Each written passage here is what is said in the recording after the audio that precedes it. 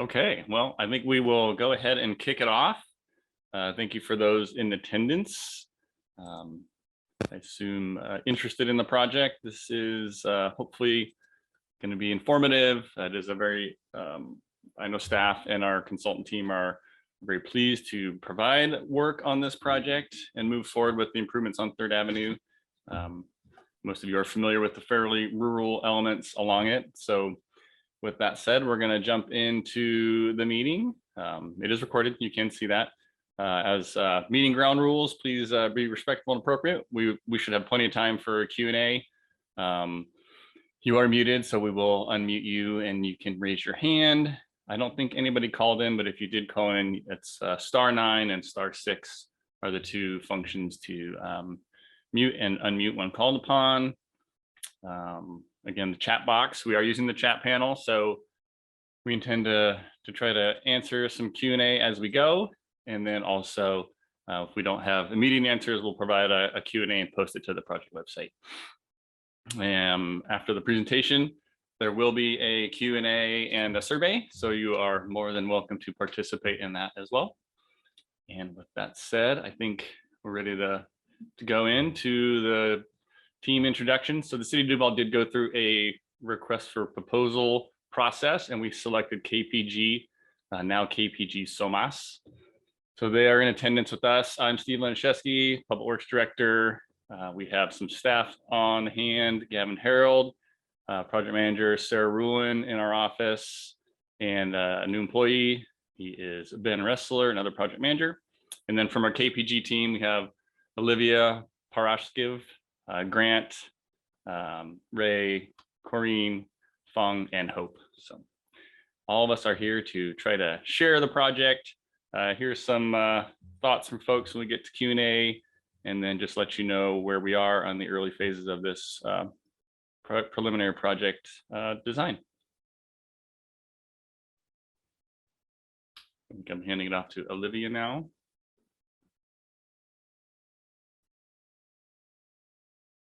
Sure.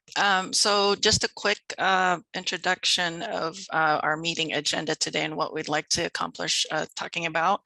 We'll be going over overall project goals, some background and timelines, design goals, elements, a quick project overview, and the design layout options that we've come up with, opportunities for improvement, and we'll be going over the Arborist report and presenting some traffic calming and placemaking elements. And then, as Steve said, we'll have plenty of time for Q&A at the end of the presentation. And then we just have one last slide to give you what the next steps are and more opportunities to provide your feedback after this meeting. Next slide. And handing it back to Steve, he's going to talk about just the history of this project and how it came about.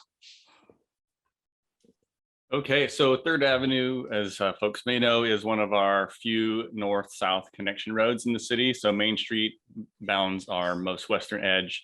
And we have 3rd Avenue, which does run from Cherry Valley Road to Big Rock.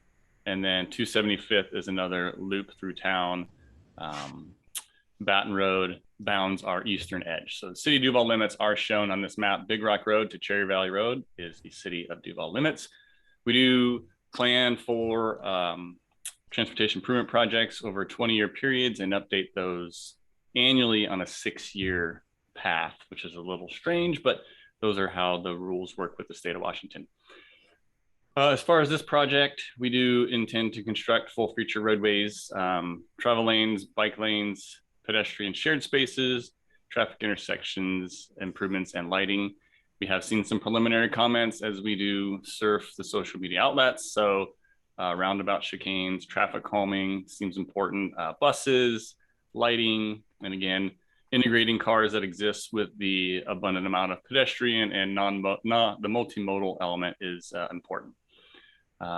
We intend to do some placemaking, and by placemaking means just a little improved area where we can have overviews, gathering spaces, very similar to downtown on Main Street in the corner 143rd, and trying to implement all of our plans. So the city's comprehensive plan, transportation improvement plan, and parks plan integrate elements with pathways, bikes, and roads. So the roadmap for this is somewhat laid out by long-range planning the city does, and this is one of the projects and one of our highest priority projects on our list. Thank you, Steve. So again, I'm Olivia Paraskiv. I'm the project manager with KPG Somis. We're a local design firm who specialize in roadway and public transportation projects. We've been fortunate enough to be working with City of DeWalt's public works staff for a dozen years or so on several fun projects, including the SR203 phase 1 and 2. So we're glad to be here working with the city again on the 3rd Ave project. This graphic shows a timeline of what we've done so far and what's to come in the future. We began our work in September last year. During the fall, we have completed a transportation study, and I should say all these reports are in draft format right now. So the traffic study analyzed existing and future forecasted traffic flows to ensure that the proposed roadway lane configurations will accommodate future growth and development in the area. We also completed a field survey and prepared a CAD base map drawing. You probably saw our surveyors out there during the fall completing that. So we have a base map right now that's being used for this preliminary design and will be used up to final design. We also had a licensed arborist complete an inventory of existing mature trees, and she's prepared a draft arborist report, which Corrine will talk more about later. And then moving on to winter 2021, we worked with the city to prepare 2 design options on scroll plots that we'll be going over today. We also have a sub-consultant working with us, geoengineers, and they've prepared a critical areas report, which summarizes the environmentally sensitive areas found within the project limits. They've also completed a draft geotech report and are currently completing the hydraulic analysis and conceptual design for the Coe-Clemons Creek section. KPG Somis is also finalizing a stormwater report that will summarize existing drainage basins and determine what the stormwater detention and water quality requirements will be for each design option. So those last 2 reports will be completed in the next few weeks here, which brings us to today, which is our first community open house. The purpose of today and the property owner meetings that have happened thus far is to present you the information and the design concepts and receive your questions, feedbacks, and concerns. Then next month, we'll be compiling all that feedback and revising the design as appropriate. And then in May, we'll be presenting our findings to City Council and other committees within the city to get consensus on what the preferred option will be that will be carried through final design and construction later this year and beyond. Next slide, please. So our design goals are to create a context-sensitive street design based on public feedback. I mean, this is your neighborhood, you know it best. So during the Q&A, would really like to hear any existing issues you experience out there, whether it be safety concern, drainage, access issues, anything like that. We also want to provide a continuous facility for multimodal use, meaning we want a facility for pedestrian and bicycle use. 3rd Avenue already has some nice traffic calming characters, and we will aim to maintain and enhance those type of features. The corridor has some really wonderful, mature, established trees and natural beauty, and that's definitely something that the city emphasized to us during the scoping process, something that they want to preserve as much as possible. So we'll be doing what we can to avoid impacts or mitigate those impacts with flexible design approaches. We also want to integrate placemaking features, like Steve mentioned, at key locations, including Coe-Clemons Creek and at the intersections. Next slide, please. So the next slide summarizes the design elements being considered, most of which I've already mentioned on the last slide. Couple things I haven't mentioned yet are property restoration needs. So we haven't gone beyond horizontal design layouts yet, but when we proceed with a final design, we'll be looking at vertical grading. So with the widening of the road, we may need to replace retaining walls at the back of sidewalk, especially north of Kennedy. There's a little bit more challenging topography there. We'll be providing new concrete driveway entrances for each parcel and matching to your driveways in kind. There might be a need to restore disturbed landscape areas or relocate mailboxes and fences and things of that sort that we'll be looking at.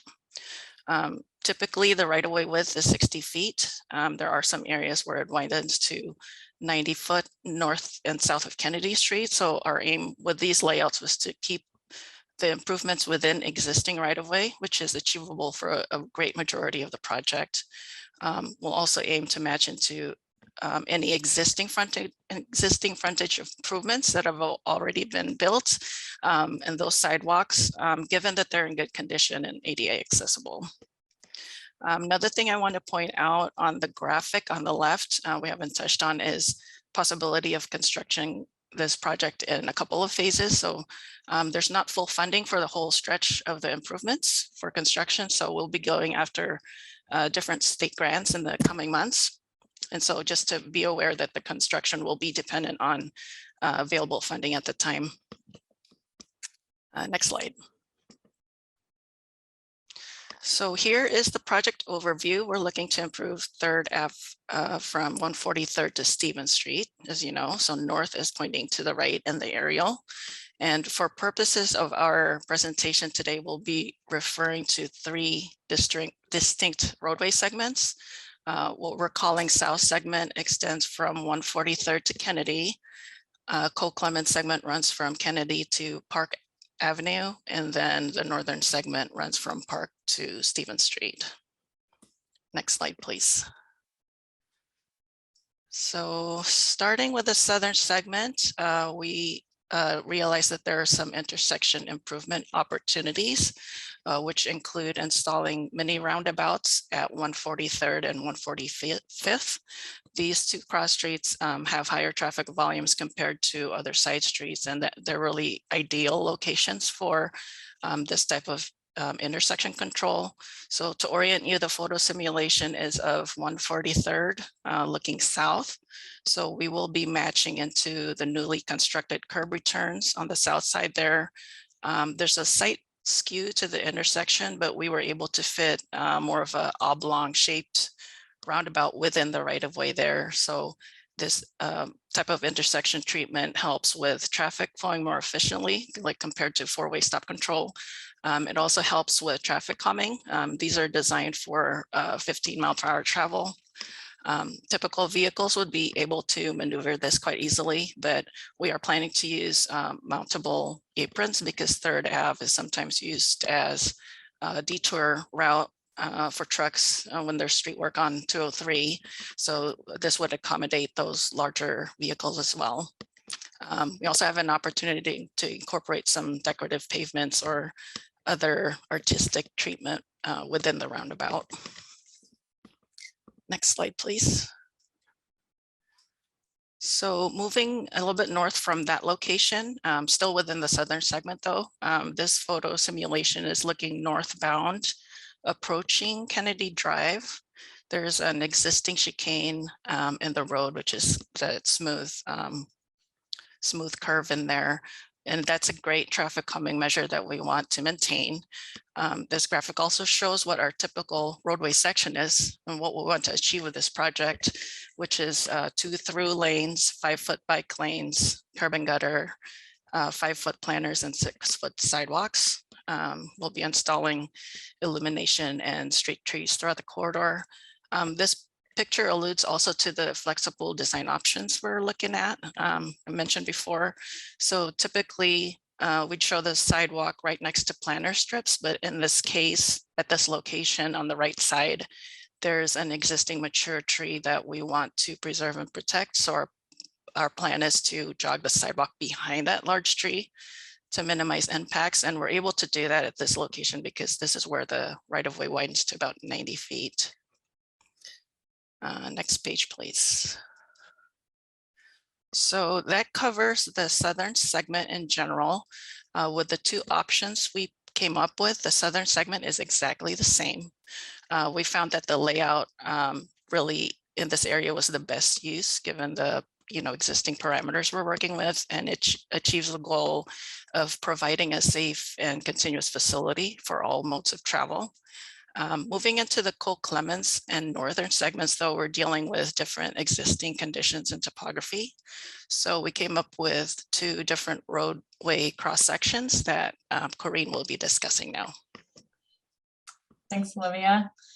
Yeah, so as Olivia mentioned, moving north of Kennedy, the conditions change in terms of right-of-way width and topography. And so we have two different options for how to still achieve the goals of the project within those constraints. So looking first at the Coe-Clemons section, so from Kennedy to Park, option 1, so both of these are cut across the roadway as if you were looking north.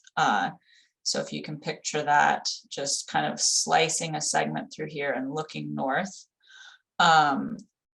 Option 1 would install a 5-foot bike lane in the northbound direction and do a shared travel lane, or sharrow, in the southbound direction, along with a 6-foot sidewalk adjacent to the bike lane.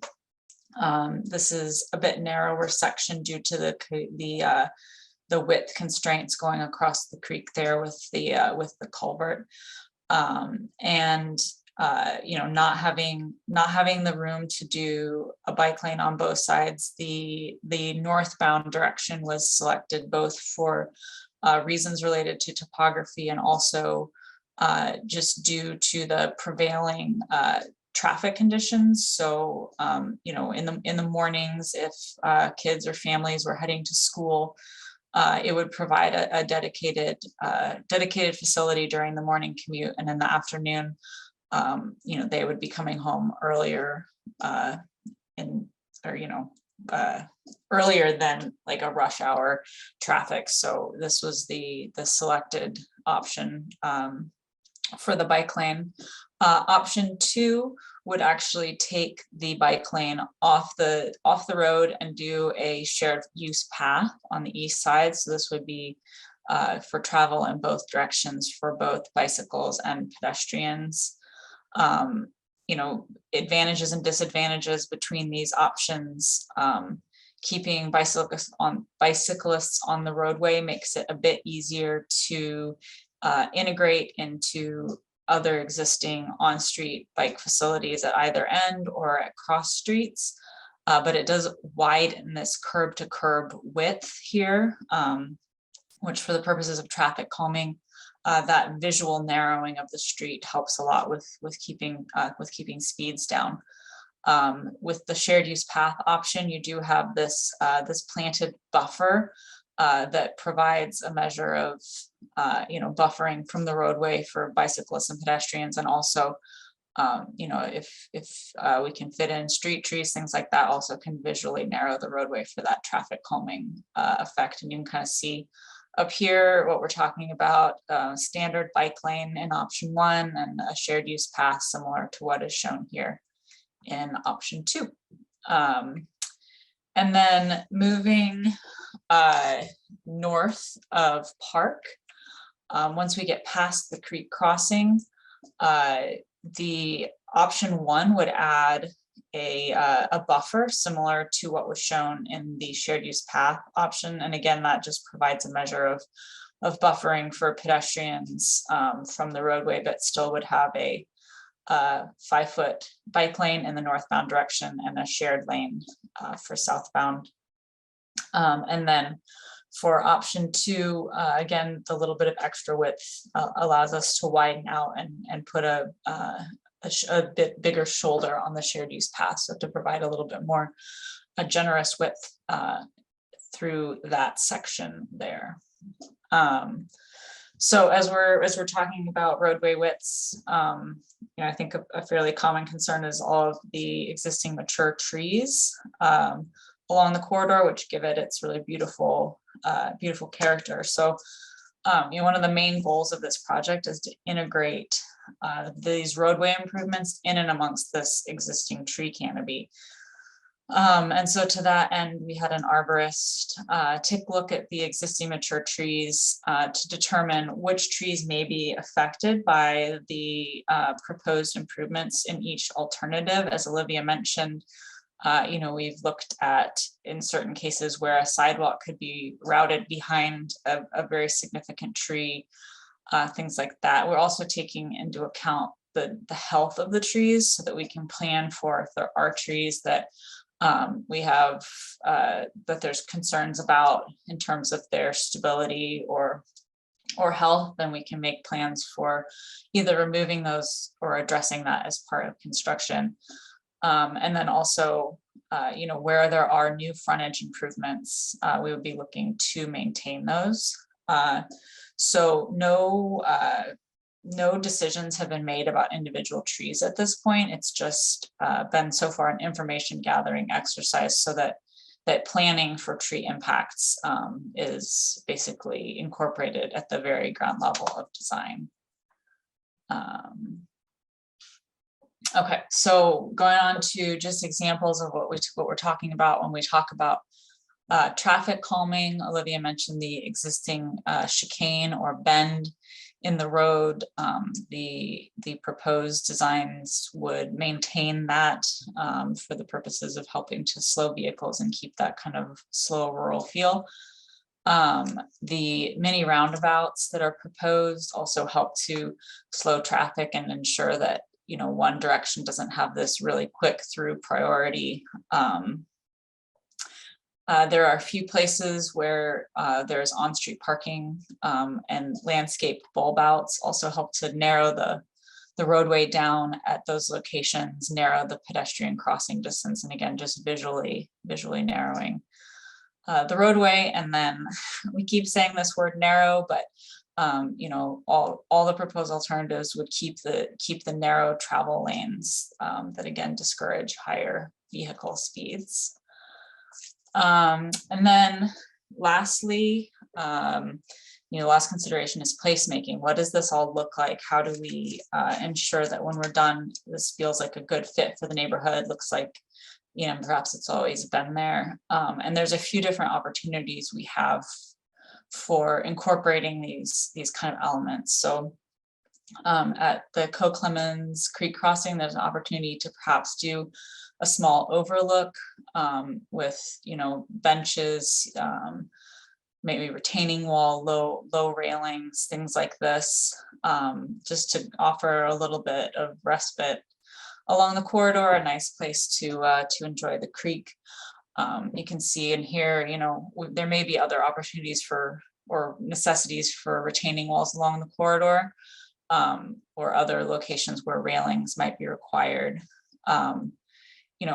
Sidewalk especially at intersections and corners where we may want to provide a bit more generous pavement space for, say, kids waiting for a bus or things like that. There's opportunities to do some decorative elements in the sidewalk.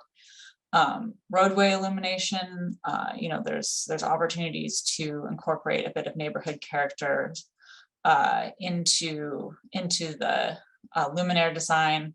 The roundabout, as was mentioned, would be kind of a mountable pavement, but that doesn't mean we can't make it fun. This is, obviously not an example from Duval, but just shows what is possible actually to do in pavement. You can do all kinds of fun things. And then, as I mentioned before, railings, again, just trying to pick up some good neighborhood character and express that through design.